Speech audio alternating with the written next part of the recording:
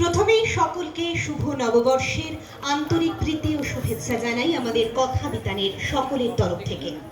বড়দের জন্য রইল অনেক অনেক প্রণাম এবং ছোটদের জন্য ভালোবাসা। আজকে বাংলা দিবস উপলক্ষে আমরা খাদি মেলার এই মঞ্চে উপস্থিত হয়েছি আপনাদের সামনে কিছু কবিতার কোলাজ উপস্থাপিত করব বলে।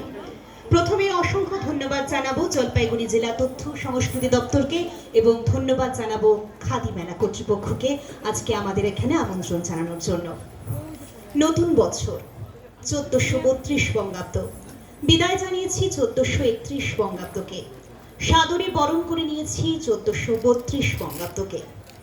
নতুন বছর আমাদের কাছে নতুন আশা, নতুন আলো, নতুন স্বপ্ন নিয়ে হাজির হয়। পুরনো যা কিছু দুঃখ যন্ত্রণা আমরা ভুলে যাই, নতুন বছরে আনন্দে হাসি মজায় মেতে উঠি।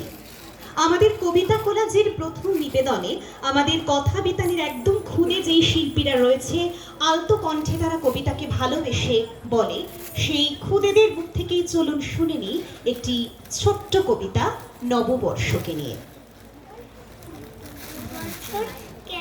নতুন বছর কেমন তুমি, নতুন বছর কখন তুমি এলে, নতুন বছর এখন তুমি সবার হাসি পেলে, নতুন বছর মিষ্টি তুমি, দুষ্টু তুমি নাও তো, তুমি এলে এত খুশি আসবে তাকে জানতো। সত্যি তো তাই, নতুন বছরটা না এলে এই যে এত আনন্দ তা তো আমরা পেতাম না। নতুন বছর আসে বলেই তো আমরা একটা বছরের স্বপ্ন আশা নিয়ে এগিয়ে যেতে পারি। আমরা প্রথমেই শুনে নিলাম কবি পঙ্কজ সাহার নতুন বছর এসে গেলে একটি কবিতা। এই নতুন বছরে আমরা প্রত্যেকেই আনন্দ হাসি মজায় দিনটি কাটিয়ে তুলি। আর এই আনন্দের একটি কবিতাই, মজার একটি কবিতাই এবারে আমার বাকি দুই শিল্পী যারা রয়েছে তারা আপনাদের সামনে তুলে ধরবে। আর মজার কবিতা মানেই মনে পড়ে সুকুমার রায়ের কবিতা, আপনাদের সকলের জানা কবিতা এবং আমার ছোটবেলায় ভীষণ পছন্দের একটি কবিতা। ওরা আজকে শোনাচ্ছে তালে তালে আপনাদের সামনে। আরে ভোলা খেয়াল খোল স্বপন দোলা নাচিয়ে, আরে পাগল আবল তাবল মত্ত মাদল বাজিয়ে, আই যেখানে খ্যাপার গান নাই কুমানে নাই গুসুর, আরে যেথায় উঠা হওয়া মন ভেসে যায় কোন সুদূর, আই খ্যাপা মোর ঘুচিয়ে বাঁধন জাগিয়ে নাচন তা ধিন ধিন, আয় বেয়ারা সৃষ্টি ছাড়া নিয়ম হারা হিসাবহীন, আজ কুবিচার বেঠিক বেতাল মাতমি মাতাল রঙ্গেতে, আইরে তবে ভুলের ভাবে অসম্ভবের ছন্দেতে। আবল তাবলের মতো সরল যদি ওদের জীবনগুলো হতো তাহলে কতই না ভালো হতো। কিন্তু নতুন বছরের এই একটা দিন হাসি মজায় কাটলেও বাকি দিনগুলো কিন্তু প্রত্যেকটা ছাত্রছাত্রীর, প্রত্যেকটা খুদেদেরই পড়াশোনার বিভিন্ন চাপ সবকিছুর মধ্যে একদম অতিষ্ঠ হয়ে ওঠে। তারা গল্পের বই পড়ার সুযোগ পায় না, শুধু পড়ার চাপ, হয় কম্পিউটারে নয় মোবাইলে। আর এত এত পড়া তাদের ছোট ছোট মাথায় রাখতে হয়। আমাদের সময় শৈশবটা কিন্তু একটু অন্যরকম ছিল। আমরা প্রচুর আনন্দ করেছি, খেলাধুলো করেছি, গল্পের বই পড়েছি চুটিয়ে। এখন সেসব হয়তো তাকেই তোলা থাকে, বইয়ের সাথে, গল্পের বইয়ের সাথে তাদের সম্পর্কগুলো একটু কমে গেছে। সবাই মুঠোফোনে বন্দি কিংবা সেই কম্পিউটার স্ক্রিনের মধ্যে পড়াশোনা করছে। এরকমই একটি ভাবনা নিয়ে ওদের যন্ত্রণার কথাই উঠে আসবে আমাদের পরবর্তী কবিতার মধ্য দিয়ে।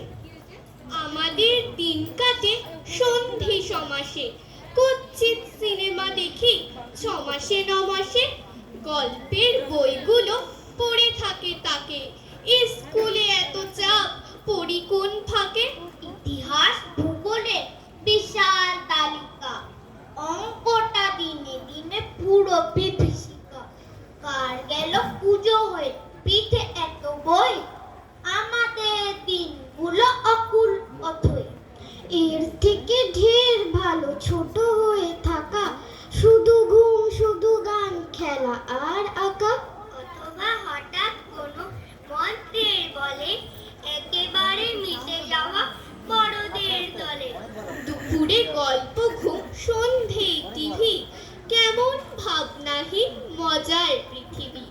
ওগো ঈশ্বর ওগো অন্তরতর, হয়ে দাও ছোট করে নয় খুব বড়। নতুন বছরে ঈশ্বরের কাছে ওদের একটাই প্রার্থনা, একটাই আকুতি, হয় ওরা একদম ছোট হয়ে থাকতে চায়, নইলে অনেকখানি বড়। অর্থাৎ এই পড়াশোনার চাপ তারা আর মাথায় নিতে চায় না। সত্যিই তো তাই, এইটুকু মাথায় এত এত বিষয়, এত এত পড়াশোনা ওদের মনে রাখতে হচ্ছে। ওরা এখন হারিয়ে ফেলছে শৈশবের আনন্দ, আকাশ দেখতে পায় না, হাসি মজা সবকিছুকে তারা ভুলে গেছে পড়াশোনার চাপে। কিন্তু পড়াশোনাকে ছাপিয়েও কথাবিতানের এই খুদে খুদে শিল্পীরা আকাশের ডানা মেলে উঠতে চায়, মুক্ত বিহঙ্গ হয়ে উঠতে চায় একদম নতুন ভাবে, নতুন রূপে। চলুন সেই রকমই একটি ভাবনা নিয়ে আমরা আমাদের পরবর্তী কবিতা আল মাহমুদের ওদের কণ্ঠে শুনে নেব। আম্মা বলে পরে খোকা, আব্বা বলে মন দে, পাঠে আমার মন বসে না কাঁঠাল চাপার গন্ধে। আমার কেবল ইচ্ছে জাগে নদীর কাছে থাকতে, পুকুর ধারে লুকিয়ে থেকে পাখির মতো ডাকতে। সবাই যখন ঘুমিয়ে থাকে কর্ণফুলীর কুলটায়, দুধ ভরা ওই চাঁদের বাটি ফেরেশতারা ওইটায়। তখন কেবল ভাবতে থাকি কেমন করে উড়বো, কেমন করে শহর ছেড়ে সবুজ গায়ে ঘুরবো। তোমরা যখন শিখছো পড়া